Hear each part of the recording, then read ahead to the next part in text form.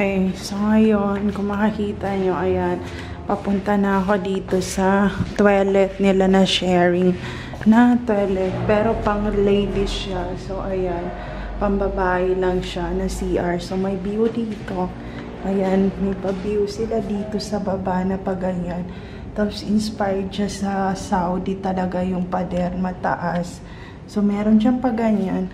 Tapos, ito yung toilet niya. So, ayan. Tapos, may pasalamin dito. So, ayan. Ang ganda, diba? So, may paganyan siya. Ito yung damit ko. Susuotin ko. Maliligo ako. Tapos, meron sila ditong pa-tissue. Tapos, may pag-glass din na ganyan.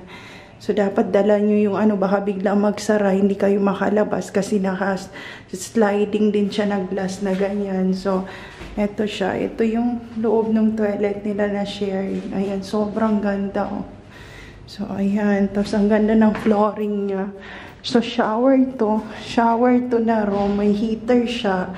Ayan. Tapos, may upuan pa. Tapos ito naman, tapos dito naman yung sa CR or tatai, ganyan, or iihi dito naman na side.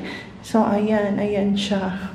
Pero ito ay hindi sharing sa lalaki, pambabae lang to, for ladies, bathroom and toilet lang to. So, ayan, nakahiwalay rin yung lalaki sa kabila. So, ayan yung flooring niya, ang ganda. So, may pa-mirror ulit dito. Plus, meron pa silang pa-blower. So, ayan. Sobrang very convenient and ang ganda ganda talaga nitong dormitory na to na ladies. Tapos, may paganyan pa siya. So, ayun. Yan lang. Tapos, sandali. Babalik ko muna to sa room. Tapos, saka ako maliligo kasi hapon na. So, ayan.